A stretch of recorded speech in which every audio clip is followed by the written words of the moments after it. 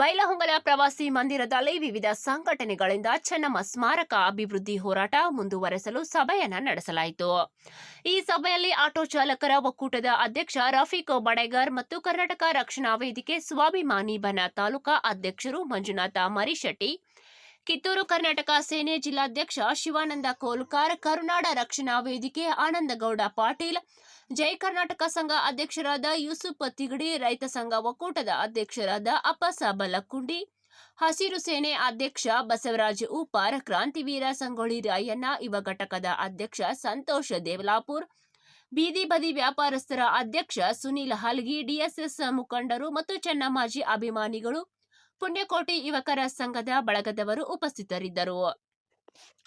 ರಾಜಕಾರಣಿಗಳನ್ನ ಹೊರತುಪಡಿಸಿ ವೇದಿಕೆ ನಿರ್ಮಿಸಿ ಹೋರಾಟ ಮಾಡುವುದಾಗಿ ಎಲ್ಲರೂ ತೀರ್ಮಾನ ಕೈಗೊಂಡಿದ್ದು, ನಮಗಾಗಿ ಚೆನ್ನಮ್ಮಾಜಿ ತಾಯಿ, ಚೆನ್ನಮ್ಮ ತಾಯಿಗಾಗಿ ನಾವು ಎಂಬ ಘೋಷಣೆಯೊಂದಿಗೆ ಎಲ್ಲರೂ ಒಗ್ಗಟ್ಟನ್ನ ಪ್ರದರ್ಶಿಸಿದರು.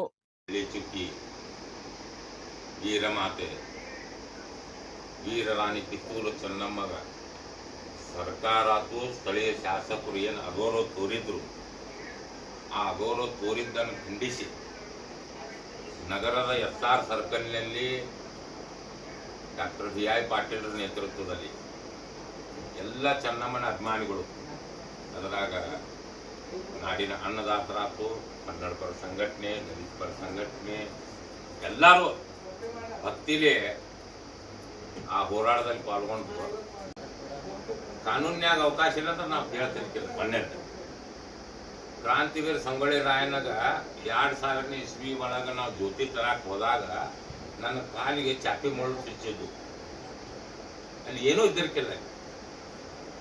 ಅವಾಗ ಪಕ್ಷಾತೀತವಾಗಿ ಜಾತ್ಯಾತೀತವಾಗಿ ಎಲ್ಲ ಜನರು ಭಕ್ತಿಲಿ ರಾಯಣ್ಣನ ಜ್ಯೋತಿ ತರಕ್ಕೆ ಹೋಗ್ತೇವೆ. ಎಲ್ಲ ಮಾಧ್ಯಮದಾರಾತು, ನಾಡಿನ ಎಲ್ಲರೂ, ಈ ಸಮಾಜದಾರ ಬರೋಂಗಿಲ್ಲ ಅನ್ನೋಂಗಿಲ್ಲ, ಎಲ್ಲರೂ ಭಕ್ತಿಲೇ ಬರ್ತಾರೆ. ಆ ಮತ್ತೆ ಆಡಳಿತಕ್ಕೆ ಒಳಪಟ್ಟಂತ ಪ್ರದೇಶ ಇದು. ಕ್ರಾಂತಿವೀರ ಸಂಗೊಳ್ಳಿ ರಾಯಣ್ಣಂದು ಹಾಗೂ ವೀರಾಣಿ ಕಿತ್ತೂರು ಚೆನ್ನಮ್ಮಂದು ತಾಯಿ ಮಗನ ಸಂಬಂಧ. ಕನ್ನಡ ನಾಡು ನುಡಿಗೋಸ್ಕರ ಹಾಗೂ ಬೈಲಹೊಂಗಲ ನಾಡಿನ ಅಭಿವೃದ್ಧಿಗೋಸ್ಕರ ನಾವೆಲ್ಲರೂ ಕಂಕಣಬದ್ಧವಾಗಿ ಕೆಲಸ ಮಾಡೋದು, ಇದು ಒಂದೇ ವಿಚಾರ.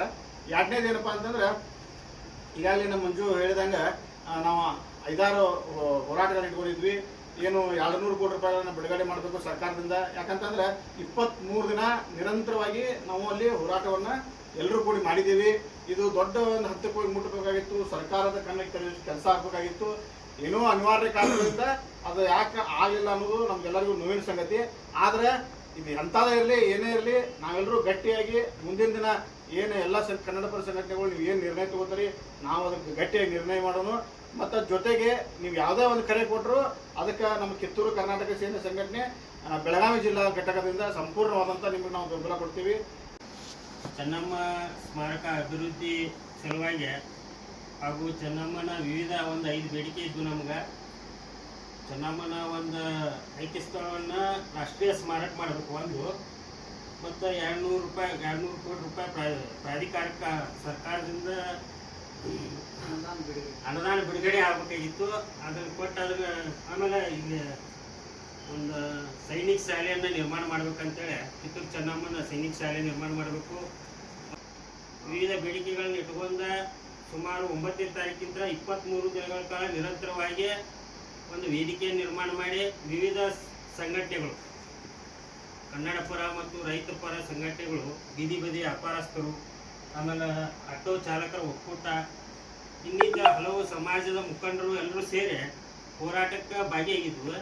ಆದ್ರೆ ಮೊನ್ನೆ ಯಾವುದೇ ಮಾಹಿತಿ ಇಲ್ಲದ ಏಕಾಏಕಿ ರಾತ್ರೋರಾತ್ರಿ ವೇದಿಕೆಯನ್ನು ತೆರವುಗೊಳಿಸಿದಾರೆ. ಅದಕ್ಕೆ ಹೋರಾಟಕ್ಕೆ ಎಲ್ಲರನ್ನೂ ಭಾಗವಹಿಸಕ್ಕೆ ಎಲ್ಲರಿಗೂ ಕಾಲ್ ಮಾಡಿ ಕರೆದ, ಈ ರೀತಿ ಐತಿ, ಎಲ್ಲರೂ ಭಾಗವಹಿಸ್ರಿ, ಚೆನ್ನಮ್ಮನ ವಿಷಯ ಐತಿ, ನಾಡಿನ ಒಂದು ಮುಖ್ಯ ತಾಯಿ ಅದಾಳು, ಈ ಒಂದು ಹೋರಾಟದೊಳಗೆ ಎಲ್ಲರೂ ಭಾಗವಹಿಸ್ಬೇಕಂತೇಳಿ ಎಲ್ಲರಿಗೂ ಕರೆ ಕೊಟ್ಟಿದ್ವು. ಆದ್ರೆ ಇದೇನಾಯ್ತು, ಹೋರಾಟ ಹಿಂಪಡೆಯುವಾಗ ಯಾವುದೇ ಮಾಹಿತಿ ಇಲ್ಲದೆ ಹಿಂಪಡೆದಿದ್ದಾರೆ. ಅದಕ್ಕೆ ಆ ಉದ್ದೇಶ ಇಟ್ಕೊಂಡ ಇನ್ನು ಮುಂದಿನ ನಮ್ಮ ಸಂಘಟನೆಗಳ ಅದಕ್ಕೆ ಬೆಂಬಲ ಸೂಚಿಸಿದ್ದೇವೆ. ಆದರೆ ಅದನ್ನು ನಮಗೆ ಯಾವುದೇ ಮಾಹಿತಿ ಇಲ್ಲದೆ ಹಿಂಪಡೆದಿದ್ದಾರೆ. ಆ ಉದ್ದೇಶ ಇಟ್ಕೊಂಡು ಇವತ್ತು ಎಲ್ಲ ಕನ್ನಡ ಪರ ಸಂಘಟನೆಗಳು ಮತ್ತು ರೈತ ಸಂಘಟನೆಯ ಮುಖಂಡರು ಆಮೇಲೆ ಬೀದಿ ಬದಿ ವ್ಯಾಪಾರಸ್ಥರು, ಆಮೇಲೆ ಆಟೋ ಚಾಲಕರ ಒಕ್ಕೂಟದ ಅಧ್ಯಕ್ಷರು, ಈ ರೀತಿಯಾಗಿ ಹಲವಾರು ಸಂಘಟನೆಗಳು ನಾವು ಇಲ್ಲಿ ಸೇರಿದ್ದೇವೆ. ಇದರ ಮುಂದಿನ ನಿರ್ಣಯ ಏನು ಮಾಡ್ಬೇಕು ಅನ್ನೋದು ಎಲ್ಲರ ಸಮ್ಮುಖದಲ್ಲಿ ಚರ್ಚೆ ಮಾಡ್ಬೇಕಂತ ಇವತ್ತು ಈ ಒಂದು ಮೀಟಿಂಗನ್ನು ಕರೆದು